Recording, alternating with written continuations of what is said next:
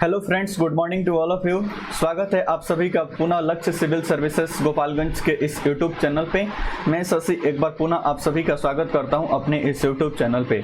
जैसा कि मैंने आपको पिछले लेक्चर में बताया था कि हम एक साथ दो लेक्चर को लेकर आगे बढ़ेंगे। एक तो मॉडर्न हिस्ट्री का लेक्चर जो आपको कंटिन्यूअस में मिलते रहेगा, इसके साथ साथ पॉलिटी का जो लेक्चर है आज से ये स्टार्ट हो रहा है। इस पॉलिटी के लेक्चर के अंतर्गत मैंने आपको बताया था कि पार्लियामेंट या संसद से टॉपिक प्रारंभ होगा, तो संसद से ही टॉपिक प्रारंभ होगा, लेकिन उसके पहले कुछ बेसिक जानकारी है या बेसिक्स बातें हैं पॉलिटी या कॉन्स्टिट्यूशन के बारे में, उसको मैं आज इस वीडियो के माध्यम से बताने का प्रयास करूंगा।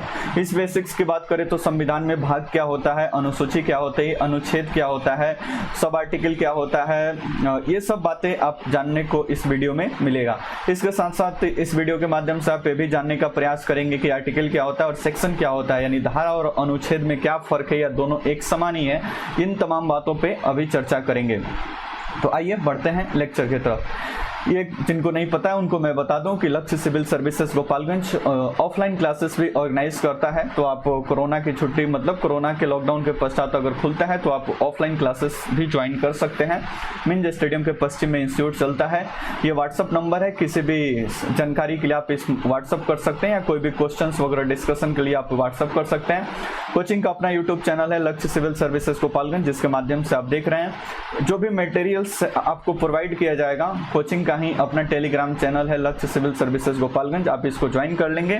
इस वीडियो से रिगार्डिंग या इसके संबंधित जो भी वीडियो इस यूट्यूब पे डाला जाएगा, सब इसका मटेरियल इसी टेलीग्राम चैनल पे अपलोड किया जाता है।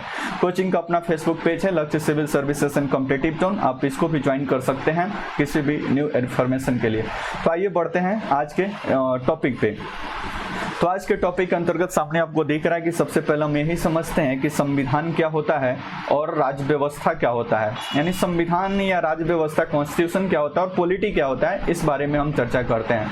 तो सबसे पहले अगर संविधान की हम डेफिनेशन की बात करें, संविधान का ये जो डेफिनेशन है इसकी बात करें तो संविधान के डेफिनेशन में आप लिखा है संविधान उन कानूनों एवं प्रावधानों का संग्रह है जिसके माध्यम से, या पढ़िए, जिसके माध्यम से किसी देश का शासन संचालित होता है। कहने का मतलब संविधान उन कानूनों का प्रावधानों का संग्रह है जिसके माध्यम से किसी भी देश का शासन चलाया जाता है।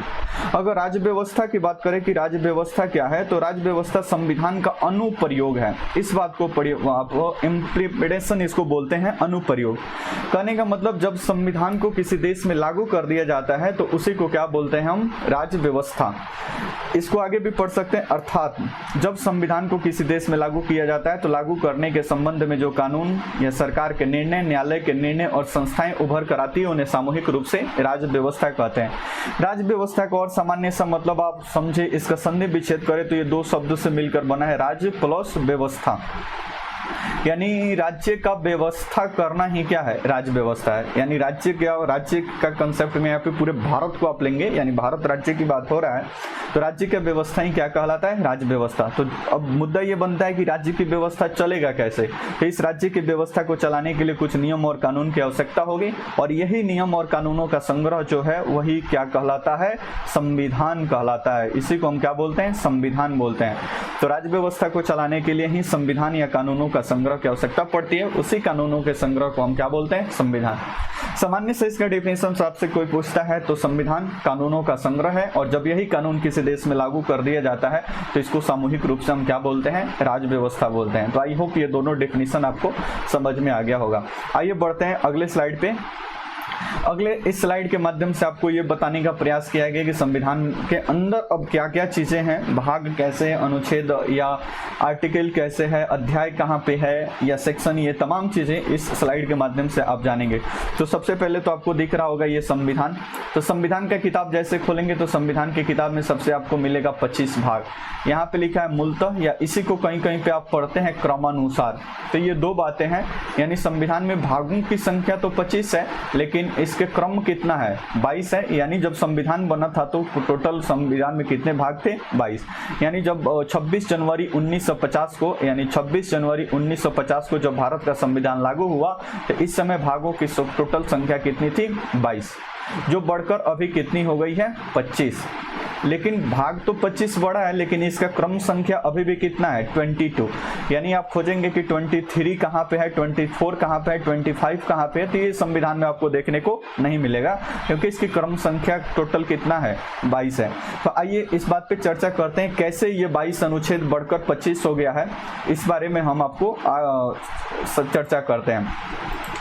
तो जैसे आप देखेंगे तो एक पूरा ओवरव्यू लेंगे कि ये संविधान के भाग कैसे बढ़े।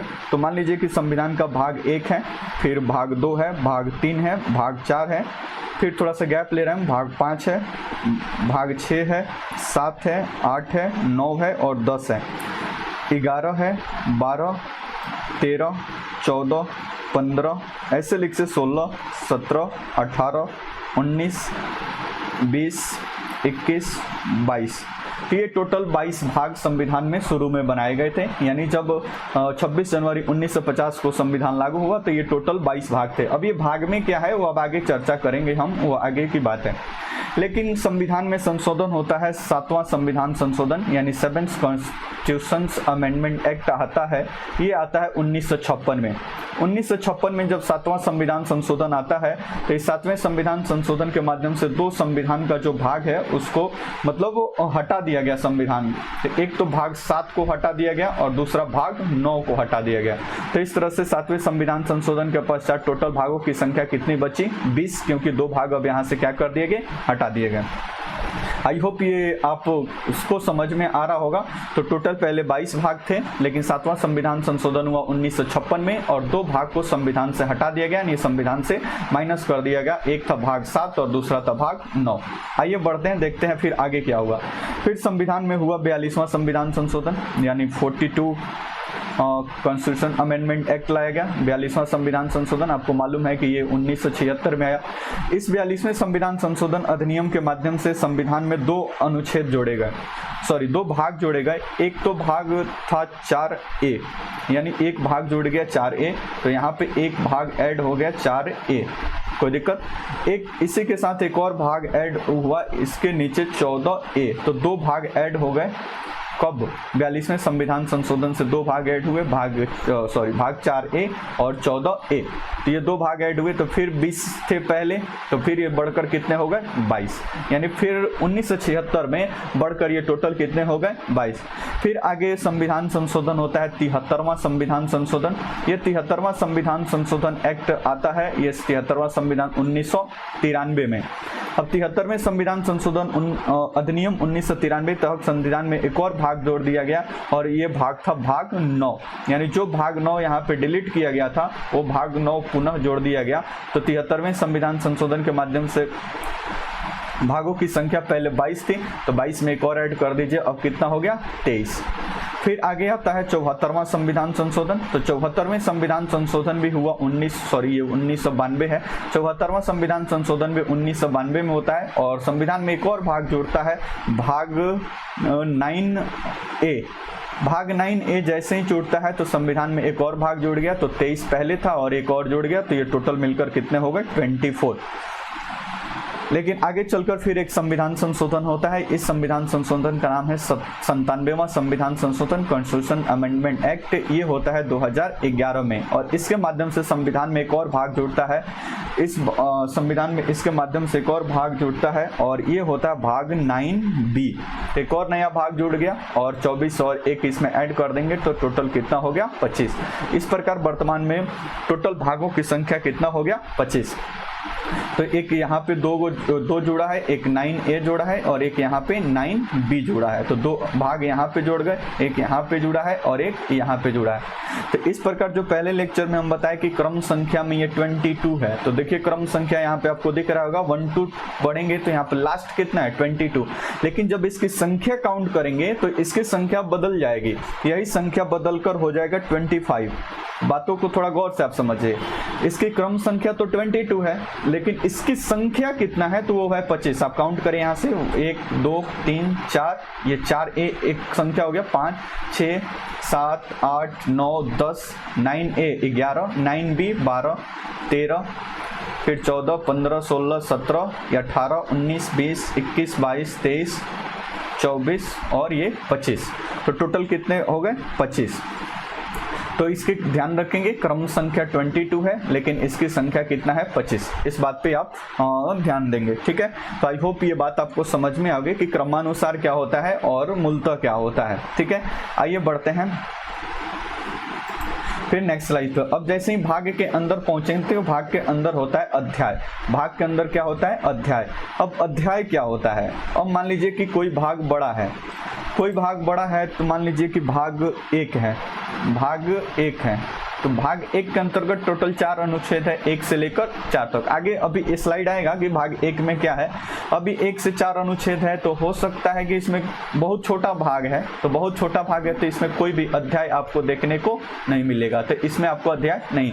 लेकिन अगर बात करें भाग 5 का, तो भाग 5 की अगर बात करेंगे तो भाग 5 में टोटल अनुच्छेद की बात करें तो यहाँ से 52 से स्टार्ट होता है और 1 से 51 तक, लगभग 100 आर्टिकल है इस भाग 5 में। तो इस भाग 5 को बहुत सारे अध्यायों में क्या कर दिया गया? बांट दिया गया है, जिससे चैप्टर यानी अध्याय 1, अध्याय 2, अध्याय 3, अध्याय 4, अध्याय 5।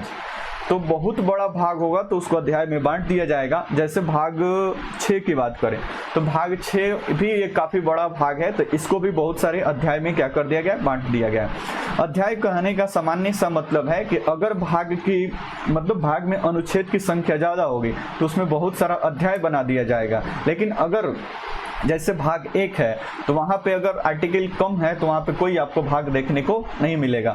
तो दोनों बातें हो सकती हैं, भाग बड़ा है तो अध्याय मिलेगा, भाग छोटा है तो अध्याय नहीं मिलेगा। कोई जरूरी नहीं है कि भाग में अध्याय होगा, ठीक है। बढ़ते हैं अब भाग के नीचे होता है, भाग जो है चैप्टर के नीचे होता है आर्टिकल या अनुच्छेद। आर्टिकल अनुच्छेद को 2 प्रकार से लिख सकते हैं। आप चाहें तो आर्टिकल अनुच्छेद को ऐसे लिखते हैं, आर्टिकल शॉर्टकट आपको मिलता है, जैसे ये आर्टिकल हुआ 19। आर्टिकल लिखने का एक और तरीका है कि आर्टिकल मान लीजिए कि अनुच्छेद 74A लिखना है तो अनुच्छेद 74A, इसको भी बोलेंगे अनुच्छेद 74A। तो ऐसे आपको जो भी मिलेगा इसको हम बोलते हैं आर्टिकल, जो या तो किसी भाग के अंदर होगा या तो किसी चैप्टर के अंदर होगा, ठीक है। तो ये हुआ अनुच्छेद। ये मूलतः 395 है और इसका अभी ये संख्या चेंज हो गया है, ये लगभग हो गया है 470। तो क्रमानुसार भी इसमें भी कितना है? 470। जैसे यहाँ पे एग्जाम्पल में देखा गया आर्टिकल 12 और अनुच्छेद 75, सॉरी ये ब्रैकेट नहीं रहेगा, यहाँ पे बिना ब्रैकेट का होगा 75A। ध्यान रखेंगे किसी ब्रैकेट यहाँ पे नहीं होता है, यानी अनुच्छेद में ब्रैकेट नहीं होता है। अब ये 395 और 470 का क्या लोचा है? जिस तरह से भाग में तो था ना कि क्रमानुसार 22 और संख्या 25, वैसे ही यहाँ पे अनुच्छेद में भी है। यानी जो अनुच्छेद है, अनुच्छेद भी क्रमानुसार है 395, लेकिन इसकी संख्या की बात करें तो इसकी संख्या है 470। अब जैसे क्रमानुसार 395 और संख्या 400, ये कैसे मतलब डिफरेंट है? जैसे हम एक एग्जांपल लेते हैं अनुच्छेद 19 की। तो अनुच्छेद 19 में मालूम है कि A है, B है, C है, फिर D है, E है, F है। टोटल ये कितना है? 6। तो इसकी संख्या अगर बात करें केवल 19 में तो ये संख्या हो गया 6, लेकिन इसकी क्रम अगर बात करें गिनती के माध्यम से इसका क्रम किया तो क्रम तो सिर्फ 19 ही है, एक ही क्रम है, तो क्रम तो एक ही काउंट होगा, लेकिन संख्या कितना काउंट होगा? 6। तो इसी प्रकार से अगर अनुच्छेद के देखेंगे तो क्रम तो 395 है, यानी भारतीय संविधान का अंतिम अनुच्छेद कितना है? 395। 396 अनुच्छेद आपको देखने को नहीं मिलेगा क्योंकि क्रम लास्ट क्रम कितना है? 395। लेकिन जब इसकी संख्या को काउंट करेंगे तो ये संख्या टोटल कितना हो जाएगा? 470। ये संख्या कैसे काउंट करेंगे? यहाँ पे आपको बताया गया है कि ये संख्या कैसे काउंट होता है। तो आई होप ये भी बात आप समझ में होंगे। टोटल अनुच्छेद 395 और अभी कितना है? 470। भारत का संविधान जब 26 जनवरी 1950 को लागू हुआ तो टोटल 395 अनुच्छेद थे, जो बढ़कर अभी हो गया है 470, लेकिन क्रमानुसार अभी भी ये कितना है? 395। तो इस बात को आप ध्यान में रखेंगे। तो ये हुआ अनुच्छेद। अनुच्छेद के नीचे होता है क्लॉज, यानी परंतु। जब अनुच्छेद अब देखिए इसमें तो बोले कि ब्रैकेट, जिस मान लीजिए कि आर्टिकल 74 है, इसको ऐसे लिखते हैं तो इसको आर्टिकल पढ़ेंगे, लेकिन अगर कहीं पे मिलता है ऐसे ब्रैकेट वाला मिल जाए तो इसको बोलते हैं परंतु या क्लॉज। तो इसको पढ़ना होगा तो हम ऐसे पढ़ेंगे आर्टिकल 74 क्लॉज ए। इसको पढ़ना होगा तो पढ़ेंगे आर्टिकल 74 ए, इसको क्लॉज नहीं पढ़ेंगे। जैसे ही ब्रैकेट लग जाएगा तो इसको पढ़ देते हैं हम क्लॉज। तो इस बात को आप ध्यान में रखेंगे, जैसे ही ब्रैकेट लगता है तो उसको क्लॉज, ब्रैकेट नहीं है तो उसको सिंपल सा आर्टिकल पढ़ते हैं। अगर ये ब्रैकेट डबल लग जाए, यानी अगर 75 का ए और इसका भी एक और ब्रैकेट, तब इसको बोलते हैं सब क्लॉज। मतलब अनुच्छेद के अंतर्गत ही अनुच्छेद ऐड किया गया है, उसके अंतर्गत भी अनुच्छेद ऐड कर दिया गया है, तो उसको बोलते हैं सब क्लॉज। जैसे अब इसको पढ़ना होगा तो हम पढ़ेंगे article 75 clause A sub clause A. तो आप इस बात को ध्यान में रखेंगे जब भी न्यूज़पेपर या बड़े अच्छे खासे जहाँ पे इस विषय के जानकार वो तमाम बातों को समझते हैं, तो आप भी समझिए कि आर्टिकल क्या होता है, क्लॉज क्या होता है, सब क्लॉज क्या होता है। तो आर्टिकल सामान्य सा होगा, या तो ऐसे लिखा गया 74A या केवल 74 लिखा गया होगा। क्लॉज कैसे होगा, तो आर्टिकल 74 ब्रैकेट लग जाएगा तो इसको क्लॉज बोलेंगे। सब क्लॉज कैसा होगा, तो डबल ब्रैकेट लग जाएगा तो इसको बोलेंगे सब क्लॉज। तो आई होप इतनी सारी बातें आपको समझ में आ गई होंगी, ठीक है। तो ये रहा ये तमाम डिस्कशन। अब एक बात आपको ये भी बताते चले कि ये जो आपको दिख रहा है कि कहीं पे हम ABCD, अब देखिए ABCD आप लिखें चाहे इसमें क ख ग घ लिखें, इसमें कोई फर्क नहीं पड़ता है। हम 75A लिखें चाहे 75 क लिखें, इससे कोई विशेष फर्क नहीं पड़ेगा। चाहे हम 75 1 लिखें, इससे कोई लेना देना नहीं है कि आप एक लिख रहे हैं कि क ख ग, मतलब जो भी लिखे उसी सीक्वेंस में। अगर 19ABCDEF लिख रहे हैं तो अल्फाबेट नहीं लिखिए। अगर आप गिनती लिख रहे हैं तो 1 2 3 4 5 6 लिखिए। अगर आप क ख ग लिख रहे हैं तो क ख ग घ अंग लिखिए, यानी कोई भी एक लिखिए, इसमें कोई अंतर नहीं है। आप गिनती लिखेंगे तब भी सही है, अल्फाबेट लिखेंगे तब भी सही है, और आप चाहे तो क ख ग भी लिखें तब भी सही है, इसमें कोई विशेष अंतर नहीं है। अब आइए समझते हैं कि धारा क्या होता है। सेक्शन किसको बोलते हैं, धारा। धारा उसको बोलते हैं संसद के द्वारा बनाया गया कानून जो संविधान में शामिल नहीं है, यानी ये भी संसद के द्वारा बनाया जाएगा लेकिन ये संविधान में शामिल नहीं होगा। अब इसका क्या मतलब है, अब एक तो अब आर्टिकल, और आपसे कोई पूछे कि सेक्शन और आर्टिकल में क्या फर्क है, तो आपको आर्टिकल तो सीधा दिख रहा है कि आर्टिकल उसको बोलते हैं जो संविधान में शामिल है, यानी किसी अध्याय के अंतर्गत होगा या किसी, एक मिनट,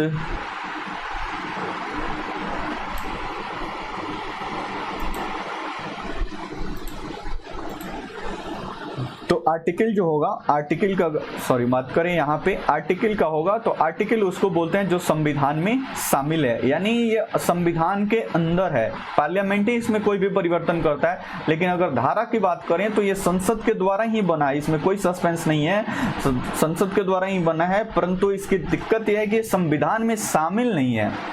आर्टिकल और सेक्शन का सबसे बड़ा फर्क है कि आर्टिकल संविधान में शामिल है, यद्यपि उसमें संसद ही कोई परिवर्तन करेगी, लेकिन सेक्शन या धारा जो है, सेक्शन और धारा संसद के द्वारा ही बना है लेकिन ये संविधान में शामिल नहीं है। जैसे बात करें कि आप SEBI, security exchange board of India, ये संसद के द्वारा बनाया गया एक कानून है। अब संसद के द्वारा बनाए गए इस सेबी एक्ट के अंतर्गत बहुत सारा सेक्शन होगा, section A, section B, section C, 1 2 3 4 ऐसे करके बहुत सारा। जैसे आप इंडियन पिनल कोड एक कानून है जो संसद के द्वारा ही समय समय पे इस पे संशोधन किया जाता है, इसमें भी बहुत सारा सेक्शन। तो क्या आप सब पूछे कि आईपीसी क्या संविधान में है? नहीं, क्योंकि आईपीसी एक अलग कानून है, उसके अंतर्गत जो कानून लिखा गया उसी को सेक्शन बोला जाता है। तो सामान्य सा मतलब है कि आर्टिकल संविधान में शामिल है लेकिन सेक्शन संविधान में शामिल नहीं है। तो आई होप इतनी सारी बातें आपको समझ में आ गई होगी। अभी अनुसूची क्या है, नेक्स्ट स्लाइड में अनुसूची के बारे में हम बात करते हैं। तो बढ़ते हैं नेक्स्ट स्लाइड की तरफ। अब देखते हैं कि भारतीय संविधान के कुछ महत्वपूर्ण भाग हैं। ये भारतीय संविधान के कुछ महत्वपूर्ण भाग है, इसको हम देखते हैं कि इसमें क्या क्या महत्वपूर्ण है। तो सबसे पहले भाग 1 की बात करते हैं, संघ एवं उसका राज्य क्षेत्र। संघ एवं उसके राज्य क्षेत्र में बताया गया कि भारत एक राज्यों का संघ होगा। अभी इस भारत के राज्यों के संघ, इसमें कोई भी परिवर्तन ये पार्लियामेंट का इससे संबंधित है, मतलब संसद ही इसमें कुछ बदलाव करती है। तो पहला भाग है संघ एवं राज्य क्षेत्र, इसमें टोटल 4 अनुच्छेद है 1 से लेकर 4 तक। आगे बढ़ते हैं भाग 2 पे। तो भाग 2 नागरिकता यानी सिटीजनशिप। भारत में कौन सा भारत के लोग नागरिक होंगे, कौन नहीं नागरिक होंगे, ये तमाम कानून, तमाम ये अनुच्छेद किसमें शामिल है इस भाग में। इसमें अनुच्छेद है 5 से लेकर 11 तक। आगे बढ़ते हैं भाग 3। भारतीय संविधान के काफी महत्वपूर्ण भाग है जिसमें पूरी तरह से मौलिक अधिकार या फंडामेंटल राइट्स के बारे में बताया गया है। टोटल 12 से लेकर 35 अनुच्छेद के बीच इसकी चर्चा की गई है। आगे बढ़ते हैं भाग 4 की तरफ। राज्य के नीति निर्देशक तत्व 36 से लेकर 51 तक, डीपीएसपी के नाम से भी जाना जाता है। 4 को मालूम है इसको,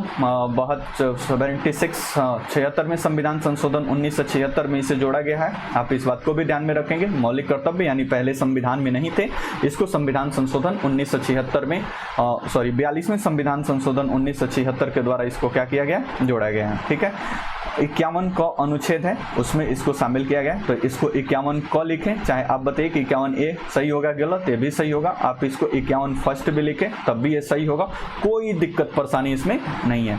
आगे बढ़ते हैं भाग 5, तो बोले कि ये भाग 5 52 से लेकर 151 लगभग 100 आर्टिकल है, तो इसमें बहुत सारे चैप्टर मिलेगा। चैप्टर 1 कार्यपालिका, चैप्टर 2 विधायिका यानी संसद, चैप्टर 3 यानी अध्याय 3 राष्ट्रपति की विधायी शक्तियां, संघीय न्यायपालिका, भारत का नियंत्रक एवं महालेखा परीक्षक, ये इसमें बहुत सारा अध्याय। अब देखिए यहाँ पे भाग छोटा है, केवल 4 अनुच्छेद है, यहाँ पे भाग छोटा है, केवल 5 से 11 अनुच्छेद है, यहाँ पे भाग छोटा है, अब यहाँ पे भाग बड़ा है, 52 से लेकर 151 तक अनुच्छेद है, तब इसको और सब मतलब अलग अलग करने के लिए बहुत सारे अध्याय आपको इसमें देखने को मिल जाएगा। आइए बढ़ते हैं आगे। आगे है भाग 6। भाग 6 भी एक काफ़ी बड़ा अनुच्छेद है, भाग है, 152 से लेकर 237 तक है, तो जाहिर सी बात है कि इसमें भी बहुत सारा अध्याय मिलेगा, तो इसमें भी टोटल 6 अध्याय है। कार्यपालिका है, विधायिका है, स्टेट के बारे में सब कुछ इसमें यानी राज्य सरकार या राज्य के बारे में सब कुछ बताया गया है। भाग 8 में ये केंद्र शासित प्रदेश के बारे में बताया गया। भाग 9 पंचायतों के बारे में बताया गया है, तो भाग 9 पंचायत के बारे में। भाग 9 को तो ये 73वें संविधान संशोधन 1992 में जोड़ा गया, ध्यान रखेंगे। भाग 9 को ये 74वें संविधान संशोधन 1992 में ही जोड़ा गया, तो ये नगर पालिका के बारे में है। अनुच्छेद ये 243 पी से लेकर 243 ZG तक है। भाग 9 ख इसको 97वां संविधान संशोधन 2011 में सहकारी समितियों के बारे इसमें चर्चा की गई है। भाग 10 अनुसूचित जाति और जनजाति क्षेत्र के बारे में बताया गया। भाग 11 संघ एवं उसका राज्य क्षेत्र। भाग 12 वित्त संपत्ति, ये तमाम चीजें हैं। भाग 13 ये कुछ इंपॉर्टेंट नहीं है, आगे आप देखते चलिए। भाग 14 का इसको आप ध्यान में रखेंगे, ये काफी इंपॉर्टेंट है। अधिकरण या ट्रिब्यूनल्स के बारे में इसमें बताया गया है, ये 42वें संविधान संशोधन माफ करिए के द्वारा जोड़ा गया। एक काफी महत्वपूर्ण भाग है भाग 15 निर्वाचन या इलेक्शन कमीशन के बारे में इसमें पूरी चर्चा की गई है। अनुच्छेद 324 से लेकर 329 को तक इलेक्शन कमीशन काफी महत्वपूर्ण भाग है। आगे महत्वपूर्ण भाग की बात करें तो 17 भी है, राज्य भाषा के बारे में बताया गया है, ये भी काफी महत्वपूर्ण है। अनुच्छेद 18 आपात उपबंध, ठीक है, तो आपात उपबंध भी है। अनुच्छेद मतलब आपातकाल के बारे में इसमें बताया गया है। आपको मालूम है राष्ट्रीय आपातकाल होता है, राज्य में आपातकाल होता है, वित्तीय आपातकाल, ये पूरा भाग 18 में इसकी चर्चा की गई है। अनुच्छेद 19 कुछ विशेष नहीं है। 20 संविधान संशोधन, ये काफी एक महत्वपूर्ण है क्योंकि अनुच्छेद 367 के अंतर्गत संविधान में संशोधन पार्लियामेंट के द्वारा किया जाता है। फिर 21 और 22 ये कुछ भाग है, तो ये संविधान के पूरे 22 भाग। इसमें कुछ ये भी बताया गया कि कब कौन सा ऐड किया गया और कौन कब हटा के कैसे ऐड हुए, तो सब कुछ मैं शुरुआत में ही बता दिया था। इस स्लाइड का PDF भी आपको मिल जाएगा टेलीग्राम चैनल पे, तो आप चाहे तो स्क्रीनशॉट या खुद से भी लिख सकते हैं या PDF आप डाउनलोड करके वहां से भी लिख सकते हैं, ठीक है। आइए बढ़ते हैं अनुसूची क्या होता है। तो अनुसूची के बारे में सामान्य अनुसूची संविधान के अंत में डाली गई विषयों की वह सूची है जो संविधान के किसी अनुच्छेद या प्रावधानों की व्याख्या करती है।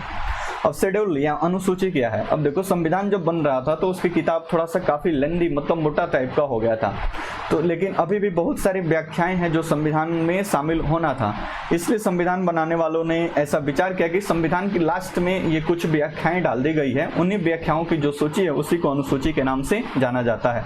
जब संविधान बना तो संविधान बनते समय टोटल अनुसूची थी 8, जो बढ़कर अभी हो गया है 12। ये कैसे बढ़कर कब 12 हुआ है, 8 से कब कब जुड़ा है, ये अभी हम चर्चा करेंगे ये कैसे 12 हुआ है।